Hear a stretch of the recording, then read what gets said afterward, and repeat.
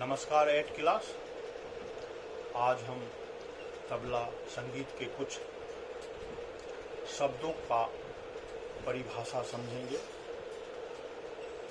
बहुत सारे शब्द सुनने में आता है संगीत में। आज हम उसे क्या है उसके बारे में समझेंगे। सबसे पहले हम ताल से शुरू करते हैं। तो भारतीय संगीत में तालों का प्रयोग अत्यंत प्राचीन है। ताल शब्द संस्कृत मात्रा के तत् धातु से बना है, जिसका अर्थ आधार है। अतः गायन, वादन तथा नृत्य सभी चीज हैं वो तालों पर ही आधारित है। इसलिए ताल का बहुत महत्व है। तो हम ताल संगीत में लगने वाले समय को नापने का साधन को ताल कहते हैं। संगीत में लगने वाला समय को जो हम नापते हैं उसे ताल कहते हैं। विभिन्न मात्राओं के संयोग से ताल बनता है। सारे मात्राएं हैं, उसकी जो संयोग है, उसका जो कंपोजिशन है, उससे ताल का निर्माण होता है। जैसे 3 ताल में 16 मात्राएं, 1 ताल में 12 मात्राएं, झप ताल में 10 मात्राएं। तो ये ताल था। अब आवृत्ति के बारे में समझते हैं। आवृत्ति क्या है? तो आवृत्ति या आवर्तन दोनों संस्कृत शब्द के भाषा के शब्द हैं, जिसका अर्थ है चक्कर देना या बार बार किसी बात को दोहराना। इसी के अनुरूप किसी ताल के पहली मात्रा से अंतिम मात्रा तक का जो क्षेत्र होता है वो एक आवर्ती कहलाता है या एक आवर्तन कहलाता है। जैसे 4 ताल का एक आवर्तन 12 मात्रे का, 3 ताल का एक आवर्तन 16 मात्रे का। यानी कि साधारण भाषा में पहली मात्रा से अंतिम मात्रा का जो क्षेत्र होता है उसे हम एक आवर्तन कहते हैं। तो आपका ये आवर्तन हो गया, ताल हो गया। अब हम मात्रा किसे कहते हैं इसके बारे में समझेंगे। तो संगीत में समय के मापने का जो इकाई है उसे हम मात्रा कहते हैं।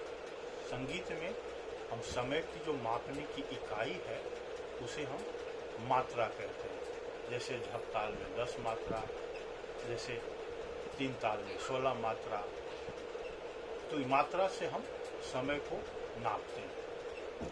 अब हम सम के बारे में समझते हैं। सम किसे कहते हैं? तो ताल की पहली मात्रा को सम कहते हैं। ताल की पहली मात्रा को सम कहते हैं। गीत या गतों में जिस स्थान पर सबसे ज्यादा जोर दिया जाता है तो वो सम कहलाता है। या जिस स्थान पर गीत या गतों में जहाँ से ताल प्रारंभ होता है उसे भी हम सम कहते हैं। तो ताल की पहली मात्रा को हम सम कहते हैं। अब ताली हो गया। ताली किसे कहते हैं? ताल अलग है, ताली अलग है। ताली और खाली ये दोनों अलग अलग हैं। तो ताली या भरी उस ताल के उस विभाग को कहते हैं जिस पर हाथ से हम आघात करते हैं। हम एक हाथ से दूसरे हाथ पर जब हम आघात करते हैं उससे जो आवाज निकलती है उसे हम ताली कहते हैं। जैसे 3 ताल में पहली मात्रा पर, 5वीं मात्रा पर और 13वीं मात्रा पर ताली आता है और 9वीं मात्रा पर खाली आता है। तो खाली जो हम हाथ से अलग तरह से दर्शाते हैं। तो ताली हम एक हाथ से दूसरे हाथ पर जब आघात करते हैं उससे जो आवाज निकलती है तो उसे हम ताली कहते हैं।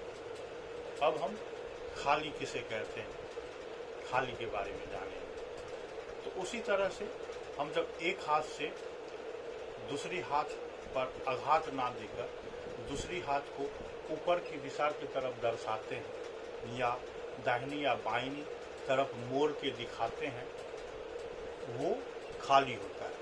खाली में आवाज़ नहीं निकलता। ताली में जब हम आघात करते हैं एक हाथ पर दूसरे हाथ से तो उससे आवाज़ निकलती है, खाली पे आवाज़ नहीं निकलता। तो हम जब दूसरे हाथ को ऐसे करके दिखाते हैं तो वो खाली होता है। तो ताली खाली समझ गए। अब हम विभाग के बारे में समझेंगे। तो प्रत्येक ताल को बोलों की रचना की दृष्टि से छोटे छोटे खंडों में विभाजित कर दिया जाता है। ये खंड ताली खाली से प्रारंभ किए जाते हैं, इसे ही विभाग कहते हैं। विभाग द्वारा ताल का स्वरूप स्थापित होता है। विभाग से ताल की पहचान बनती है। तो साधारण भाषा में हम ये समझ सकते हैं, तो जब हम किसी ताल का मात्राओं को विभाग में बांटते हैं, अलग अलग विभाग में बांटते हैं, उस भाग को विभाग कहा जाता है। विभाग से ताल की पहचान बन जाती है। जैसे 3 ताल का अलग विभाग है, झप ताल का अलग विभाग है, एक ताल का अलग विभाग है। उस विभाग से पता चल जाता है ये ताल का ये विभाग, इस ताल में इतने विभाग। तो आज ये सब शब्दों के बारे में समझें और अगले क्लास में हम और सब शब्दों के बारे में, उसकी परिभाषा के बारे में समझेंगे।